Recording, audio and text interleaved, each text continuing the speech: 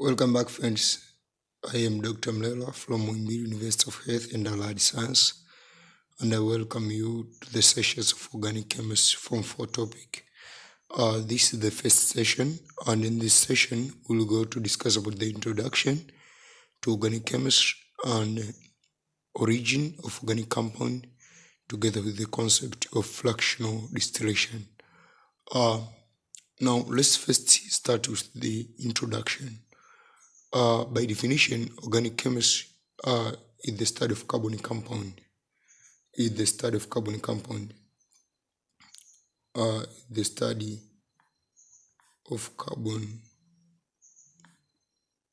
compounds.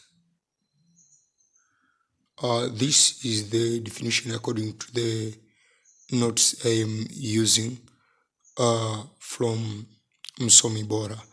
But if you visit your Oxford books, ambavyo vitabu vingi ndio mko navyo shuleni, wana define organic chemistry the study of composition, preparation, properties, uses of organic compounds.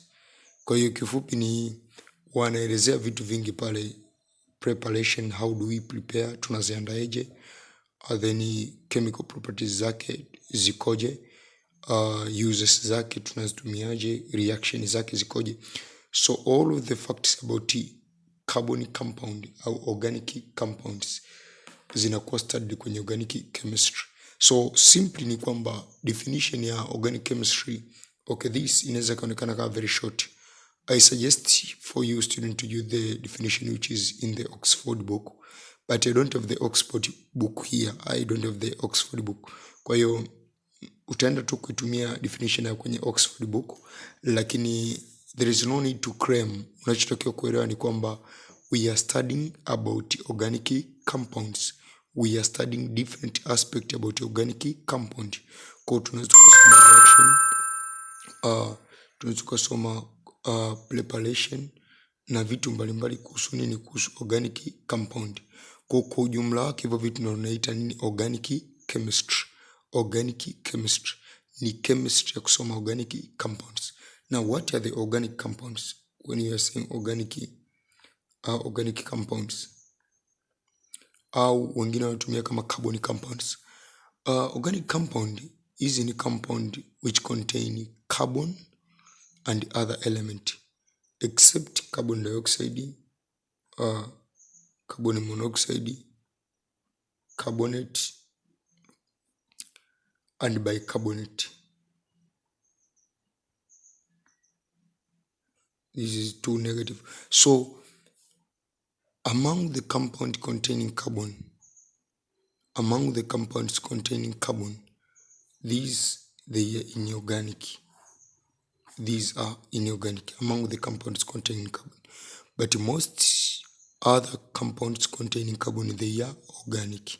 Kwa hiyo tunapozungumzia organic compounds au zinaitwa carbonic compound, ni zile compound ambazo zinakuwa zimecontain carbon. Most oftenly it is carbon, hydrogen, nitrogen and oxygen. Lakini ziko nyingine unakuta zina carbon na hydrogen peke yake, au nyingine carbon, hydrogen na oxygen peke yake, na nyingine zinazo zote nne, na nyingine unaweza kukuta imeongezeka sulfur. So it depends on the nature of organic compound. Kwa mfano, kuna compound tutaenda kuzisoma sio muda kwenye kipindi kinachofuata, zinaitwa hydrocarbons. Hydrocarbons zenyewe zina hydrogen na carbon peke yake.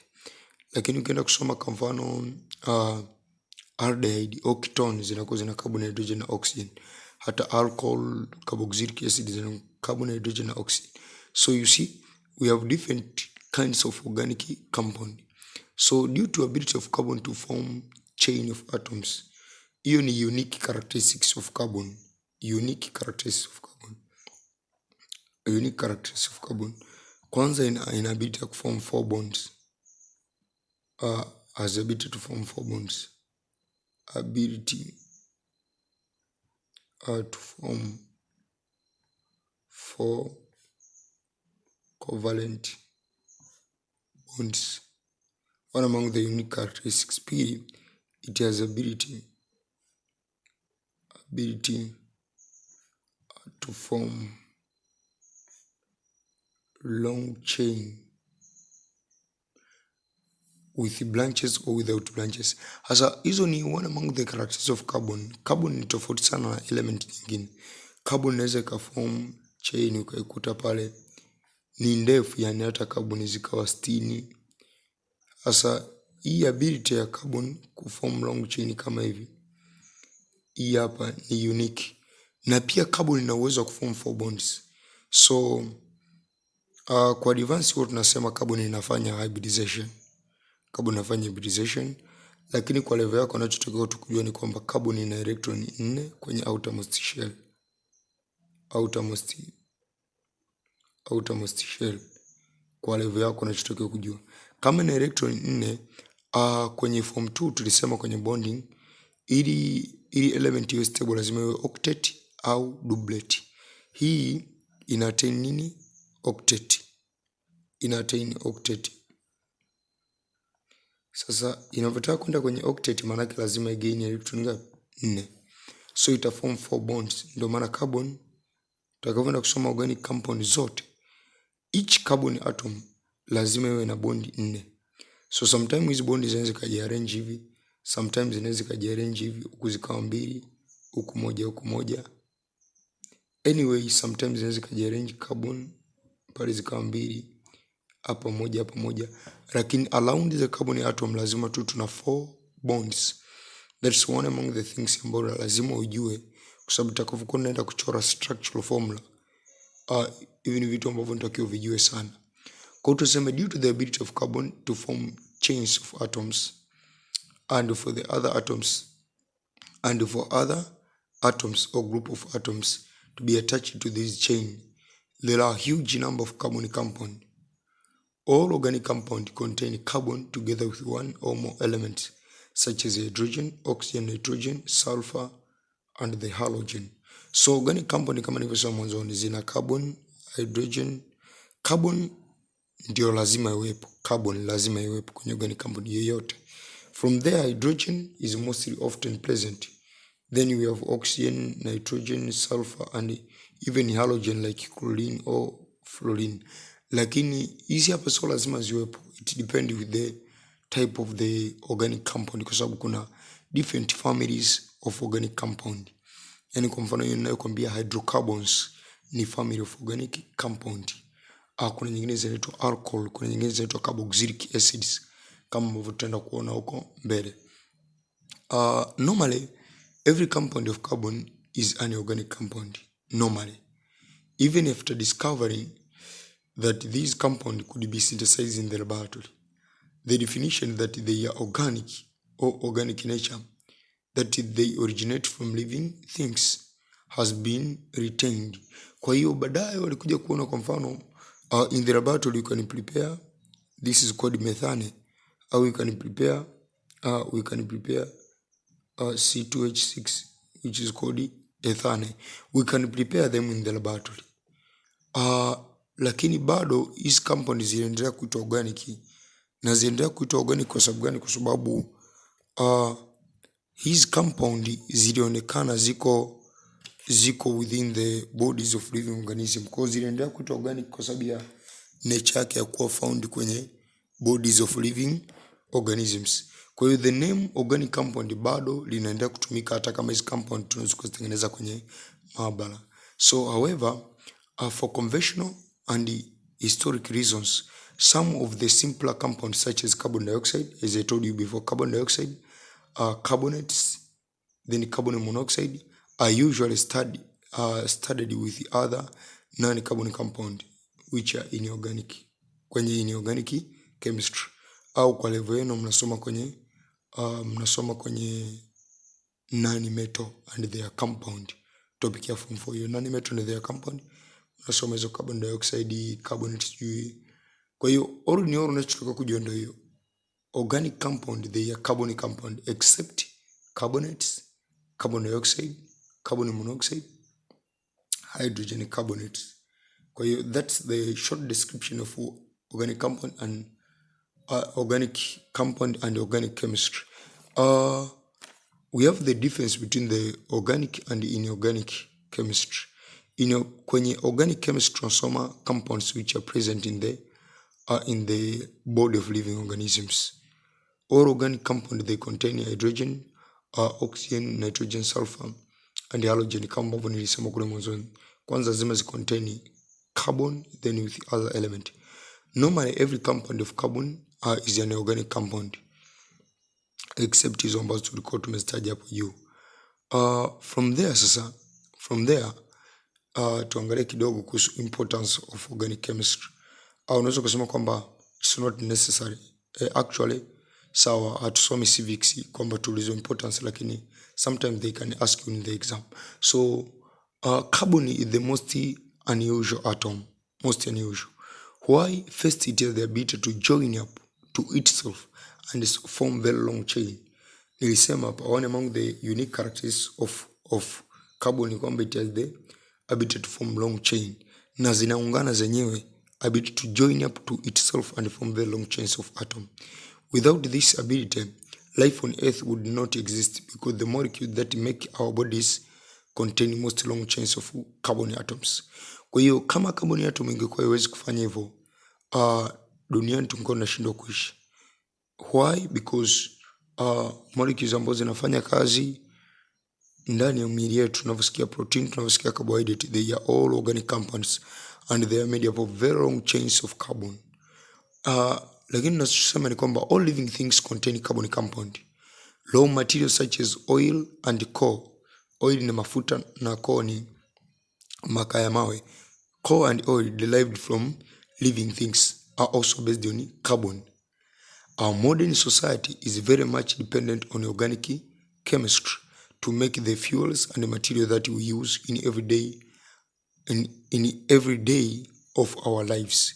Unavyosikia kuna petroli ya gari, unavyosikia kuna diesel, kuna oil, kuna greases, kuna mafuta ndege, all of those they are coming from organic compounds.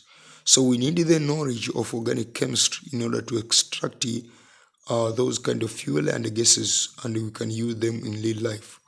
Kwa mfano unavyosikia kuna gesi tunatumia gesi mbalimbali, manjis, yani gesi za kupikia. Hizo gesi zote they are coming from the organic compounds. So in particular, polymers, large molecules obtained from alkane, have very widespread use. Without alkanes from crude oil, our transport system would be impossible. Tungekuwa hatuna alkane kutoka kwenye mafuta yale wanayochimba, kama umeshaisikia sehemu wanachimba mafuta, tungekuwa hatuna alkane, tungekuwa hatuwezi kusafiri. Why? Kwa sababu magari mengine yanatumia diesel, mengine petrol. All of those they are product of crude oil, kama tutakaenda kuona later. So we also need various fractional obtained from crude oil, such as petrol, diesel, kerosene, oil and natural gas, etc., to run motor vehicles and other machinery to simplify our work and life. In brief, the compounds obtained from crude oil have thousands of different uses. For example, some are used as fuel or converted into fuel.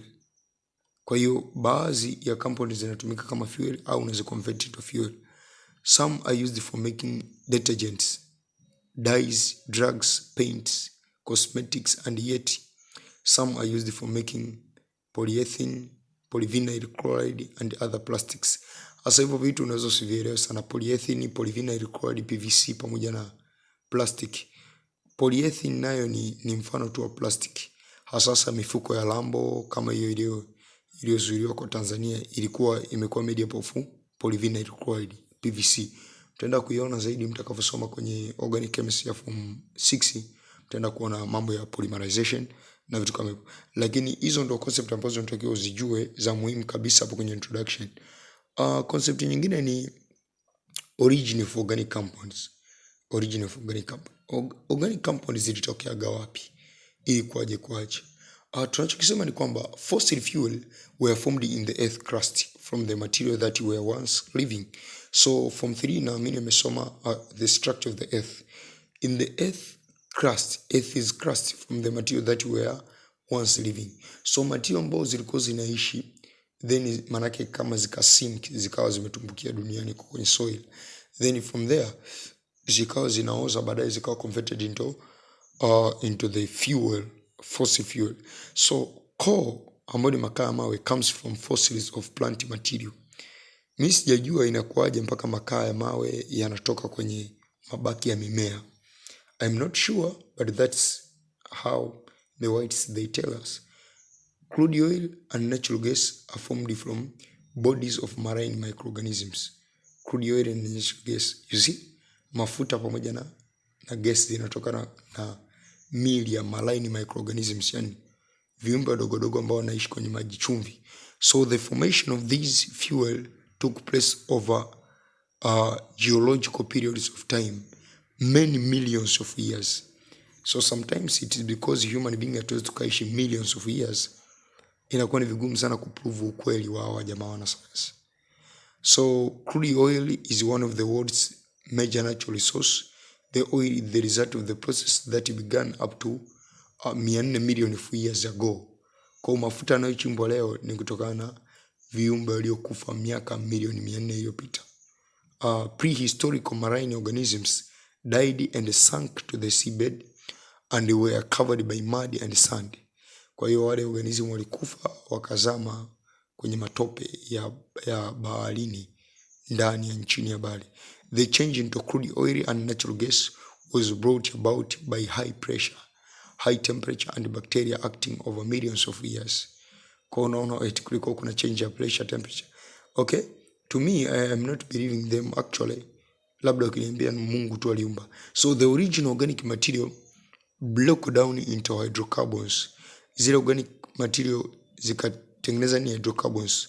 Compression of the mud above the hydrocarbon mixture transformed into shell.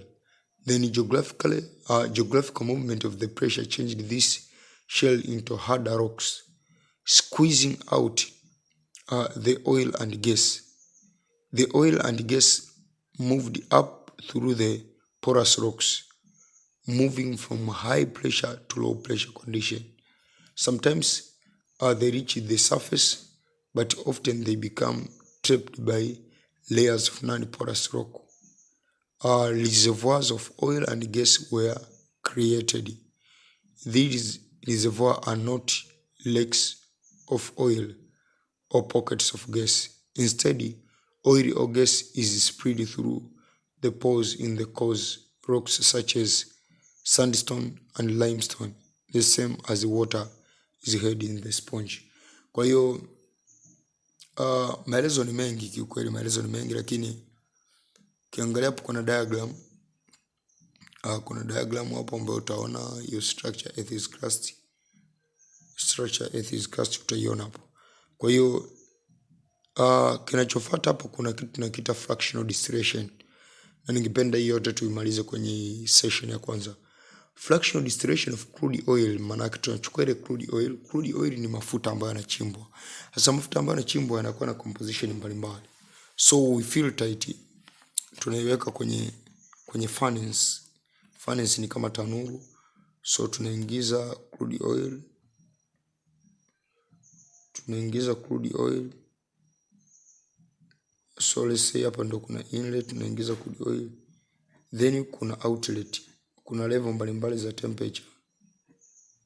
Kama unafahamu fractional distillation toka form 1. Hii ni separation and mixture ambayo inakuwa na different boiling point. Crude oil from oil feed is separated from impurities such as sand and water and pumped through pipeline to the. Unaweza kukuta saa hapa tunapata mafuta aina mbalimbali kwa kutumia fractional distillation. At the different fractional distillation is used to separate the crude oil into several functions. Fractional distillation. So each fraction containing several hydrocarbons which boil within a certain range of temperature. These different boiling points are roughly related to the number of carbon atoms in the hydrocarbon. Number of carbon atoms zinazozidi kuongezeka pia na boiling point inazidi kuongezeka. Separation of hydrocarbons take place in the fractional column or fractional tower. At the start of the refining process, crude oil is preheated to a temperature of 350 hadi 400 degrees centigrade and pumped into the base of the tower. As it boils, the vapor passes up the tower. It passes through a series of bubble caps and cools as it rises further the column. Hasa hapo kuna maelezo mengi, lakini hizo ni siasa tu, kwamba unaweka crude oil pale chini kwenye temperature 300 hadi 400, unaiboil. Different fractional cool and condenser at the different temperature and therefore at different height in column. Kwa maana yake gesi pamoja na liquid zinakuwa zinatoka kulingana na temperature mbalimbali. Sasa hapo kwa mfano kuna table kwenye hizo notes, kuna table notes ninazotumia nimekwambia ni kutoka kwenye Msomi Bora, na utaangalia tu kuna link hapo chini kwenye description, utasoma hizo notes za kutoka kwenye Msomi Bora. Au ukishindwa nenda Play Store, download application. Download application imeandikwa Shule Direct. Ukidownload hiyo pia organic chemistry notes hizo zinafanana. Ukiangalia sasa kuna table hapo imeandikwa natural gas, petroleum, then kuna naphtha, mafuta mbalimbali yameandikwa. Kuna number of carbon atom na kuna boiling point. Unaweza kuona kwamba carbon moja hadi carbon 4 boiling point yake ni below 40. Hiyo ni natural gas. Na hapa chini ukuta kuna diagram. Huku carbon zinazozidi kuongezeka utakuja kuona na temperature boiling point inaongezeka. Lakini pia hapa chini kuna diagram ambayo inaonyesha hiyo furnace, inaonyesha fractioning tower. Kwa hapo inakuwa inatoka mafuta, yanatumika, zinatoka oil, yani fuel za aina mbalimbali zinakuwa zinatoka wapi? Hapo kwenye hiyo fraction distillation of crude oil. Kwa hiyo pia ukiangalia kwenye hizo notes kuna different petroleum fractions uses. Kwa hiyo hapo mimi sitaelezea, zinajulikana. Natural gas unaweza kuitumia kwenye kupikia. Natural gas, tasema the gas fractions consist of mainly methane, ethane, propane and butane. Methane and ethane are usually burnt as fuel. The propane and the butane are liquefied and are distributed in a high pressure gas cylinder and tank to be used for lighting and heating purpose. Kwa unaona hapo kwa ajili ya kupikia na kutolea mwanga kama bulb, hizo gas zinatumika, propane na butane. So kuna uses nyingi. Petroli inatumika kwenye magari. Naphtha is used as raw material for kutengeneza plastiki. Kerosene au paraffin inajulikana matumizi yake. Diesel, lubricating oil, fuel oil. Kwa ukija kuangalia ni all of those materials, they are known their function. Kwa hiyo hapo natakiwa tu unajua tu, kwa mfano kwenye furnace hapa juu inatoka refinery gas hapa juu kabisa. Toka hapo inafuata petroli, inafuata kerosene, inafuata petroli, inafuata naphtha, inafuata kerosene, inafuata diesel, inafuata lubricating oil, then fuel oil, then kuna residue, ambayo residue inakuwa kama grease zile. Grease kabisa ni grease kabisa ni. Kwa hiyo kiufupi ndio hivyo. Don't forget to subscribe this channel and to share this video. Tomorrow we will start hydrocarbons. Kwa hiyo hizi ilikuwa ni historia fulani za organic chemistry. But hydrocarbons ndipo ambapo tutaanza kuona organic yenyewe, what is that. Thank you everybody. Nice studies.